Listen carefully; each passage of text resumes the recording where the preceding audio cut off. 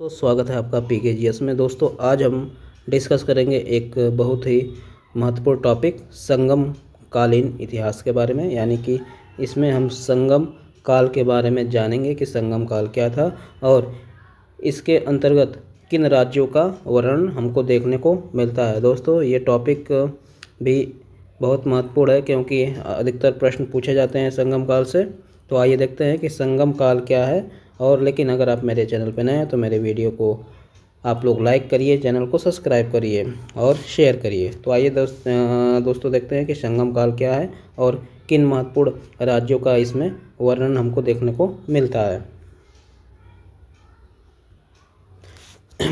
अगर बात की जाए दोस्तों संगम युग की, तो सबसे पहले हम जानते हैं कि संगम का अर्थ क्या होता है। तो संगम का अर्थ होता है एक, ये आपका संस्कृत का शब्द है संगम, जिसका अर्थ होता है मिलन। यानी कि संगम का अगर अर्थ हम लोग देखते हैं दोस्तों तो इसका अर्थ होता है मिलन। और यह प्राचीन भारत में कृष्णा और तुंगभद्रा नदियों के तमिलकम प्रदेश के तमिल कवियों और विद्वानों का मिलन होता था। यानी कि एक तरीके से आप कह सकते हैं ये सम्मेलन, इसको आप लोग सम्मेलन बोल सकते हैं। तमिल कवियों और विद्वानों का ये आप सम्मेलन कह सकते हैं। और कृष्णा और तुंगभद्रा नदियों के बीच का जो भाग था वहाँ पे इसका आयोजन होता था। यानी कि ये हमारे दक्षिण भारत की बात हो रही है। कहाँ की बात हो रही है दोस्तों? दक्षिण भारत की बात हो रही है।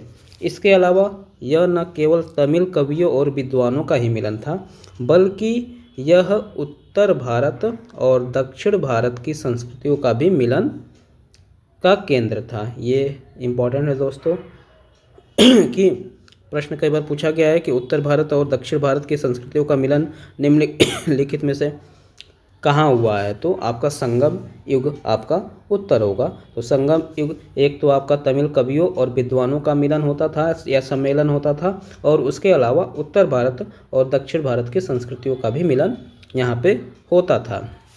और प्रोफेसर मेहन डालने ने, यानी कि प्रोफेसर मेहन डालने ने इसकी तुलना आधुनिक फ्रांसीसी अकादमी से की है। दोस्तों यह एक महत्वपूर्ण आपके लिए है, इम्पोर्टेंट तथ्य है कि इसकी तुलना फ्रांसीसी अकादमी से हुई है।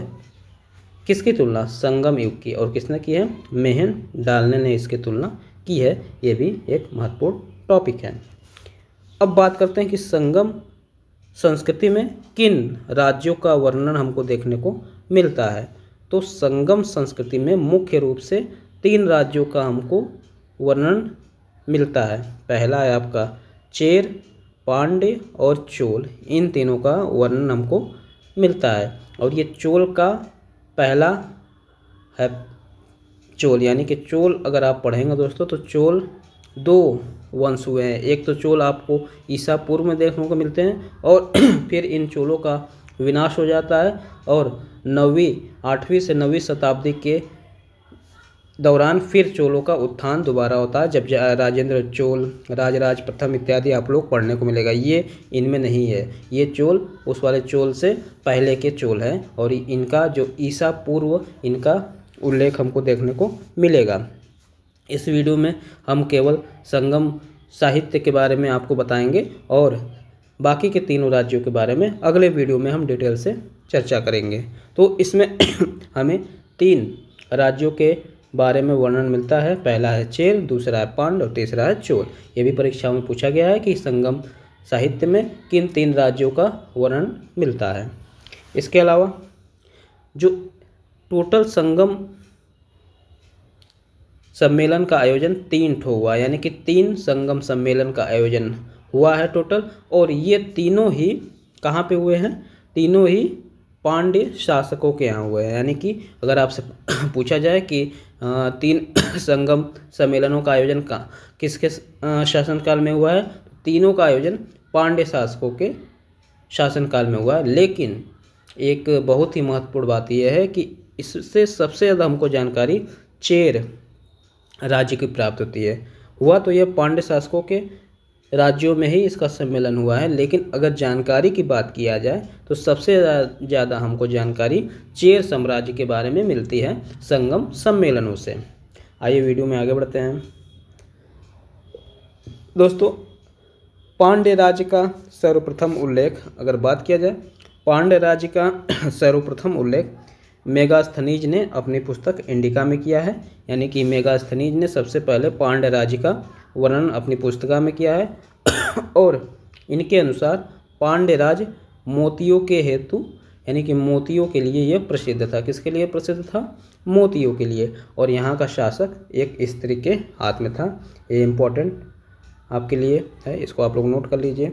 इसके अलावा इसकी जानकारी हमको अशोक के दूसरे अभिलेख से भी हमको इनके बारे में पता चलता है। यानी कि चेर, चोल और पांड्य के बारे में अभी अशोक के दूसरे अभिलेख से भी हमको जानकारी प्राप्त होती है। दूसरे अभिलेख से चेर, चोल, पांड्य और सातय पुत्र इत्यादि के बारे में उसमें उल्लेख किया गया है। यानी कि उनकी जानकारी का एक ये अन्य स्रोत है।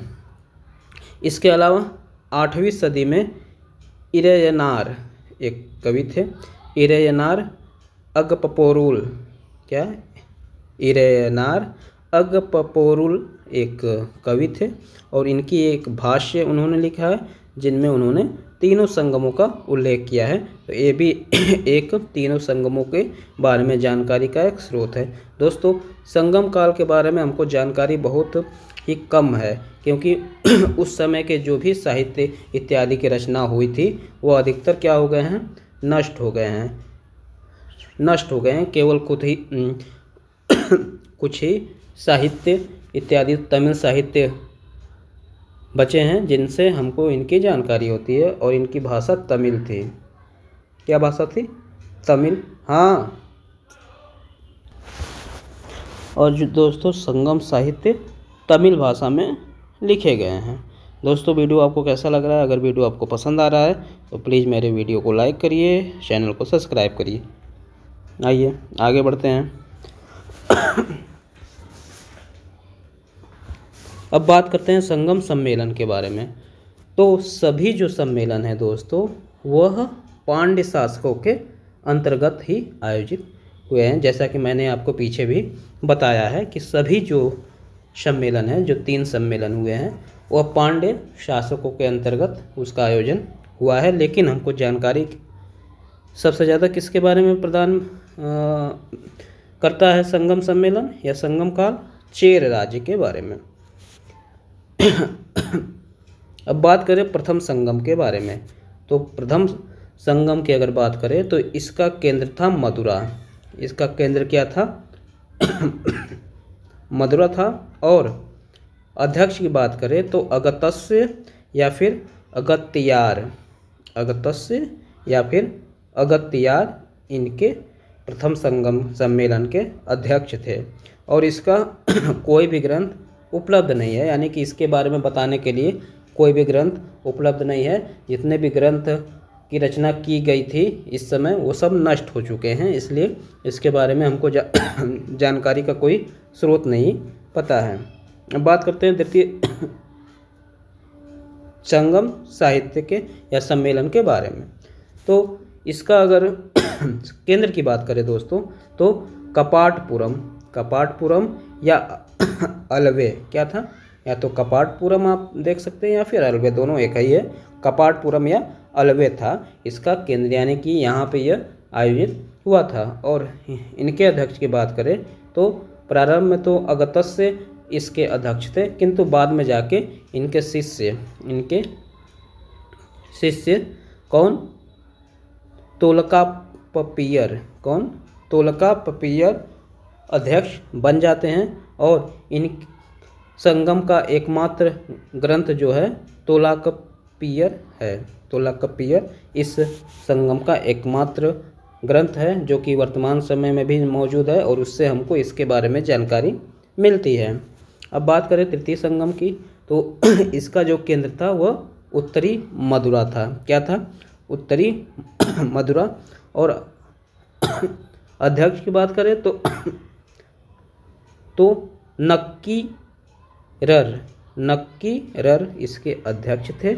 और इसके भी अधिकांश ग्रंथ नष्ट हो गए हैं। तो दोस्तों ये एक महत्वपूर्ण जानकारी संगम काल के बारे में आपको मैंने इस वीडियो के माध्यम से प्रदान करने का प्रयास किया है। बाकी के तीनों राज्यों के बारे में मैं डिटेल से वीडियो में अगले पार्ट में लेके आऊँगा।